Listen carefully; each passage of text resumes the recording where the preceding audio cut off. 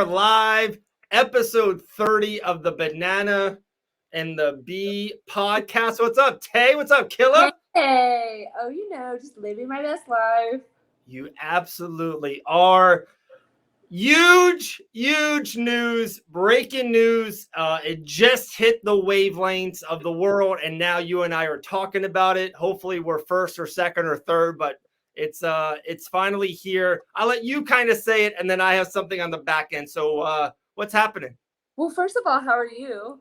Oh yeah, I'm good. Whatever. It always turns into like all about Taylor. Anyways, So I will be fighting for the Flyweight World Championship title for Bare Knuckle FC in Albuquerque, New Mexico on August 27th versus Christine Ferea. Been chipping away at it, and I get to fight for the belt and new coming soon. I am so freaking excited. Oh my goodness. So like there's so much. There's so much to talk about. It is August 27th. That's pretty cool. It's a little bit far away, so we can break this down, different wavelengths, have people on it to talk about it. Maybe we'll even have Christine on it to kind of see what happens. We'll go there, right? But I just kind of I have this spiel, I guess, this opening rant I want to say kind of. So I just before you and I, before the podcast and before all this shit, just before you and I just started talking and becoming just real friends, and you're like, Dave, I really want to do this bare knuckle thing. I really want to do it. And at that time, it was this Paige Van Zant mystery fight. You wanted that fight. Knuckle Mania happens, the greatest female fight in the history of all combat sports. I'll take that to the bank any day. The Cassie Robb, the fastest knockout in Bare Knuckle FC history. Then you have this great fight with Hannah Guy, who's killing it on The Ultimate Fighter, won on Bellator. She's an awesome jits girl. Hannah Guy is an absolute stud in combat sports, defeated her. And then you were like, hey, I want Christine. I want the championship. And all these fucking people, all these non-sayers, media sources, media outlets, OGs, even I'm going to take the back lane.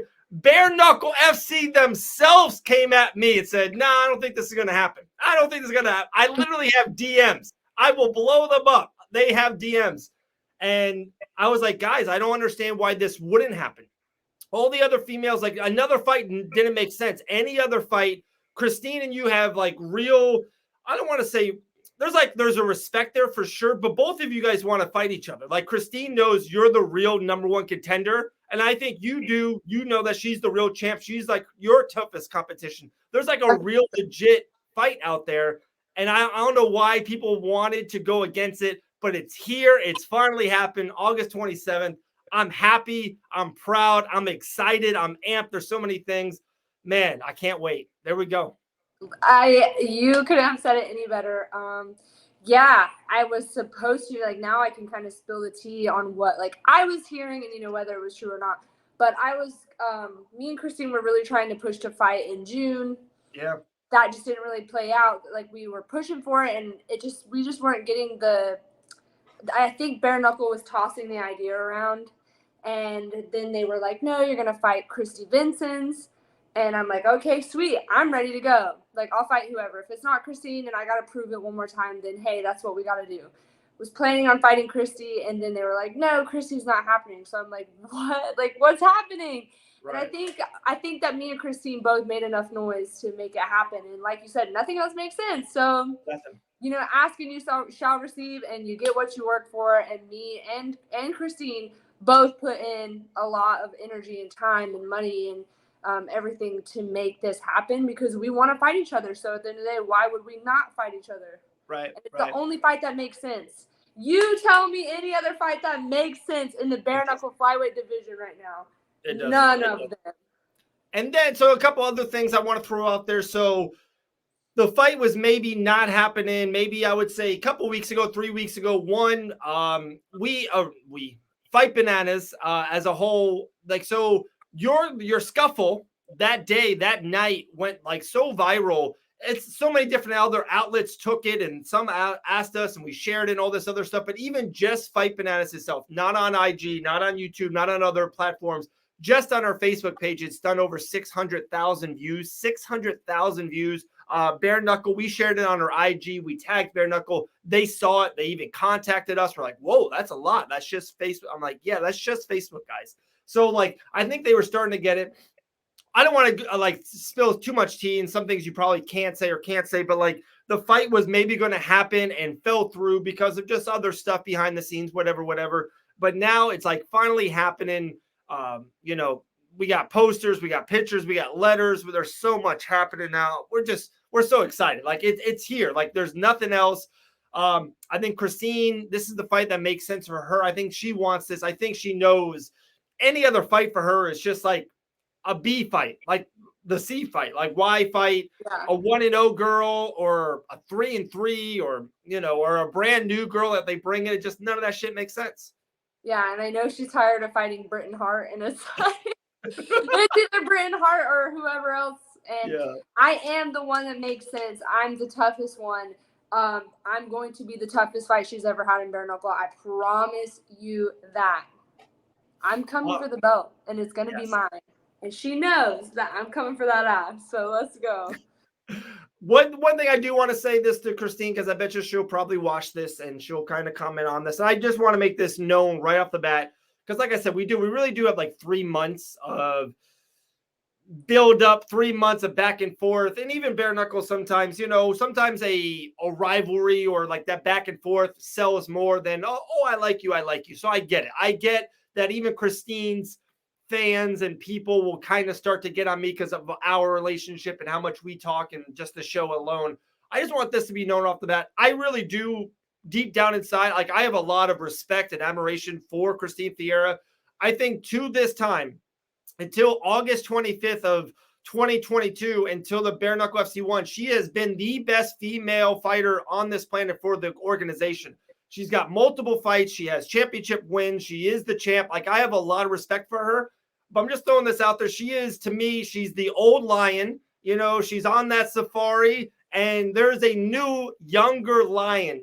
You know, just a little bit more active. You're ready for, you know, you're more of a predator, a prey. You know, she's the older lion getting happy, bringing her title to Waffle House. None of that shit's happening. You know, like this fight is happening. All the respect to Christine Ferea. I cannot wait. August 27th. It's happening. It's coming. I have a lot of respect for her too. At the end of the day, like I've said before, there's no personal beef, but Christine talks, and I'm not scared of that. I think that's one of the greater things that she's ever done. If you look at the greats like Mike Tyson and Muhammad Ali, like they were great fighters, but they were great mental fighters too. Like they could fuck somebody up with their words, and I'm like, it ain't gonna happen here. So I'm a problem, and that's where that's one of the biggest problems. First and foremost is like like you cannot waver me. So I'm looking forward to it. It's gonna be tough. I can't fucking wait. This has been like a day one. I remember seeing Christine Ferea at the weigh-ins for Knucklemania, and she was talking shit to me. And like, of course, I went up to her after, and we were all cool. But I remember seeing her, and she was yelling, talking that shit, and I was like, I'm gonna have to see this girl one day. And like now the time has come and I'm ready. I got to watch her fight in Montana, and I know I have what it takes to beat Christine, so I'm super excited. Okay, another little I guess branch that I do want to take this a little bit. It is August 27th. It's in Albuquerque, New Mexico. When you talked to me when this like first kind of was happening, and you're like we started talking, you were so excited that it was in Albuquerque. I know you love fighting in Florida. All of your, you know, the fights in Florida, you've been killing it. You love traveling down here. You love Orlando. You love going to Universal Studios, all that.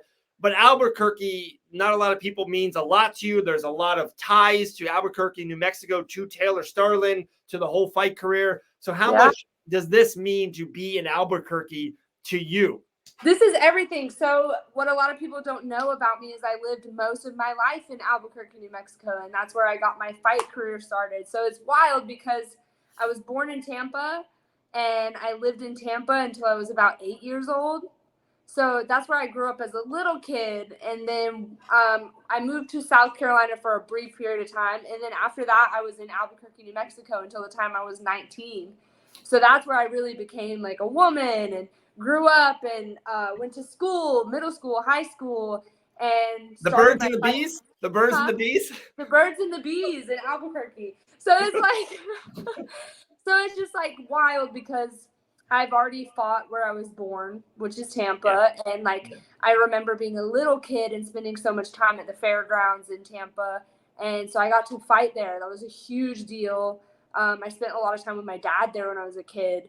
And now I get to go home to Albuquerque where I grew up and where I started my dream of fighting and where people I went to high school with and middle school, and like all of my friends are like freaking out. I have family there. It's going to be a big sell. Like, I think that there's going to be some Albuquerque natives on that card but I think I'm going to bring more seats than any of them. Like, because probably like the whole, everybody I went to high school with is like rallying to come, and they're already asking me how to buy tickets. And I'm planning on selling this fucking venue out. And I just can't wait. I'm gonna have chills. I've already fought in Tampa where I grew up as a kid, and now I get to go here, and it's just checking it off the list. Like where the circle began, where the journey began, where this dream began, and I get to fight for the world title. So I'm very excited. So crazy. So crazy. It's gonna be just like this pinch me moment where I'm like, holy fuck. I'm in Albuquerque. And so like, I know it's still so far away, and like not even that, your training's been amazing. I've been loving seeing the videos with you and Brian Battle doing the work, of course, everything with Keith and Modern Warrior. But just see, I can even see it in your face. I can just see it, how happy you are. You know, we talked other shit behind the scenes and like other stuff, but just a lot of great positive momentum. When is this going to like kind of come off you a little bit? When is this gonna be like, okay, I'm going to fucking war on August 27th? Like Christine, like, you know, she could see the bee and you know, the dance and the love and the laughter and the fanfare. I definitely think I'm going to throw this out there right now. Like I said, no disrespect. I think the fans will totally be behind you. You are the new undefeated. They love seeing you fight. You have this great aura about you. And like I said, just the dance and just you're so fan friendly. I think you will definitely be the fan favorite going into this fight. But when does this switch? When does this like, okay, like I'm not leaving that fucking ring without that belt? It's already been switched. It's already been switched. Like when they told me back in or when me and Christine got into our scuffle, before that happened, like it's already been switched in my mind. That's why like when it fell through and when they had given me another name, it was just like, no. Like I am not taking no for an answer. And the awesome team at First Round, you know, of course they got to work with what they got. So they're like, Taylor, like we were really pushing for it, and it's just not going to happen the way, like things aren't working out the way they need to. And even then I just like literally went to First Round and I was like, listen, I want the title fight, and if it's not the title fight, don't even fucking call me anymore. Like it was like that, and they had to deal with me being a brat. But yeah, no, I really pushed for it. I've been set on it. But like when you want to see the demon, when you want to see demon time, it'll probably be right before I walk out. Like I've been training really hard. The switch has been flipped mentally. I've been preparing for this fight for a while now, but you already know how I am when I fight. Like it's going to be happy, and I'm sure I'm going to have my breakdowns and my good times and everything through fight camp. But when I am about to walk out in that arena in Albuquerque, New Mexico, and I know that every motherfucker is there for me, and I know that that strap is out there waiting to be put around my waist, that's when the switch is going to flip. Like, I can't wait to that. And like I said, we have so much more time to get to, and we will, but it's just like, that's like the first thing with me, of course, you know, being there a lot and kind of just being there live with you. And the last fight, so much backstage stuff with you and everything going on beforehand. And then your Knuckle Mania fight, and just seeing how happy you were, seeing your celebration at the last fight at the casino, at the ice cream place, like seeing all that. But like, all those were like really good fights and really important, vital fights for you in your career going forward. But like, this is like for the championship. This is, yeah, I know, no disrespect to anything that happens in London with the Paige Van Zandt. I know Beck and I know Britain has a fight on the 24th, I believe, down there in Hollywood. This is the biggest female bare knuckle fight of the year. Like, bar none. I don't care any other organizations. This is the biggest female fight of the year. And to like, it's so big. Like, just my goal personally for this fight And I know that, like, I know Christine's training hard. I know she's thinking the same thing. But my goal for this fight is I don't want to be just the fight of the year, just the fight of 2022 matchup of the, like, I want this fight to go down in bare knuckle history as one of the greatest fights of all time. And I know that, like, I'm capable of bringing that. I know that Christine's capable of bringing that. So I'm like, I want this to be the biggest fucking buildup. I want everybody there, and I want to perform and, like, make that happen. Like, I want everyone to be like, holy fuck, this is the greatest fight I've ever seen in my life. So crazy. So crazy. And then it's like just wild on top of it. Like, when I got the contract, I was on my way to conditioning, and I had just been, like, having a rough week, and I'm like, man, like, something happened. I'm on my way to conditioning, I get the contract, and I, like, bawl immediately because I was so happy. And then I was on my way to train with Ricky Rainey, and you guys always see him in my stuff, and he's one, aside from, like, a coach, he's one of my best friends, and he's been by my side, like, since I was nothing, like, fighting in gymnasiums in Fayetteville, North Carolina that don't have any air conditioning, and I'm a bum and I suck and, like, not that great, and he always believed in me.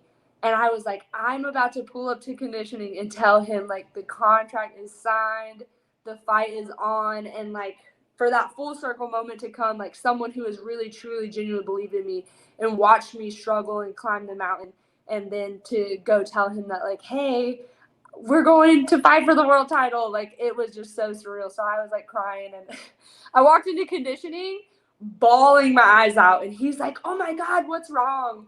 And I'm like, these are happy tears. And he's like, oh my God, like, what is it? And I was like, everything, we're fighting for the world title, and I just appreciate you. And he was like, okay, go get on the Airdyne bike.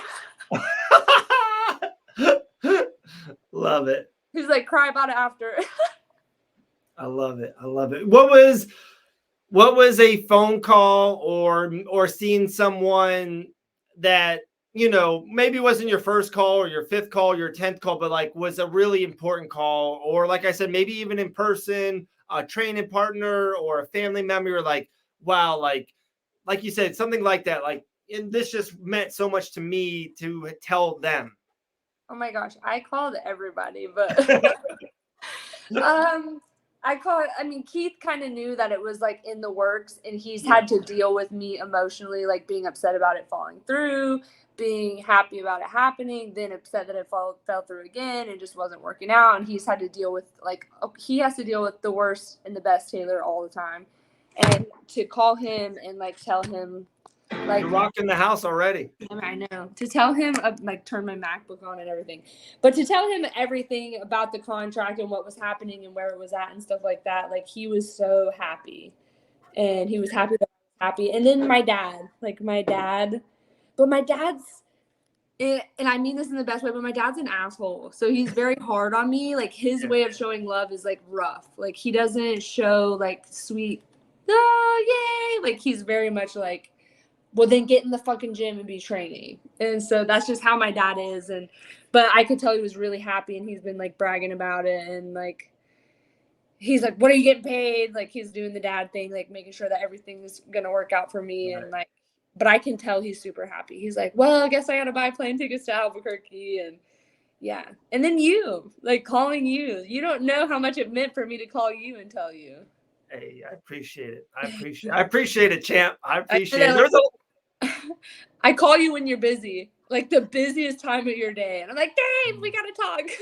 I really was super busy too, but, like, I just, like, I don't know. I knew, and of course we've been talking a lot, and it's been, like you said, like, people that are seeing this now, they don't realize how much of a roller coaster this last 5 weeks have been.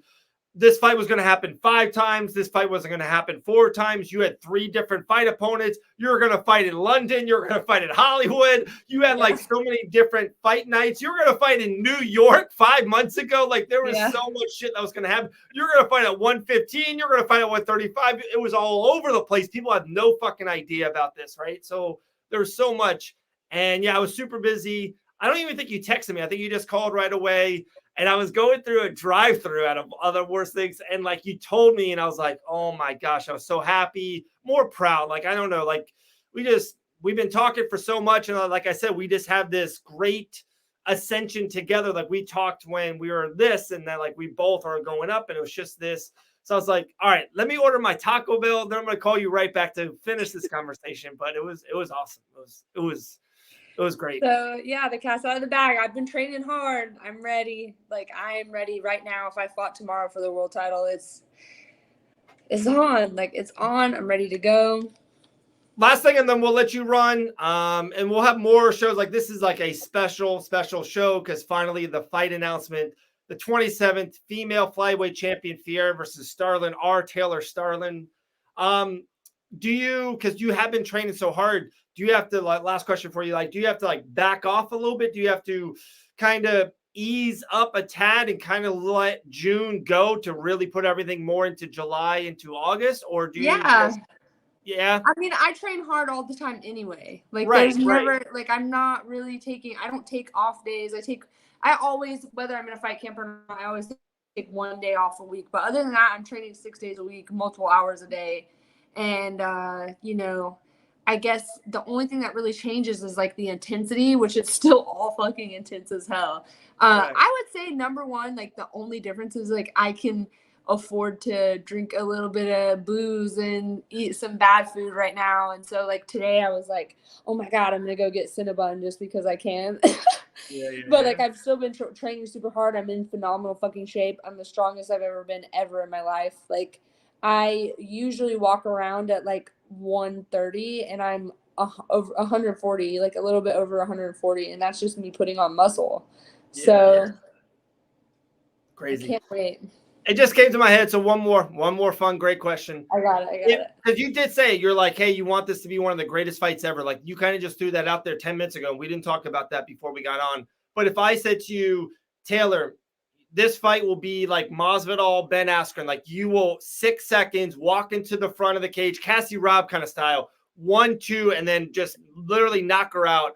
Or this is a 5-round, a dominant performance by you, but a little bit more of like a war. Like it just is this great fight, but there's no doubt about it that you won. What would you rather like if you had to pick one? 5-round war. Woo!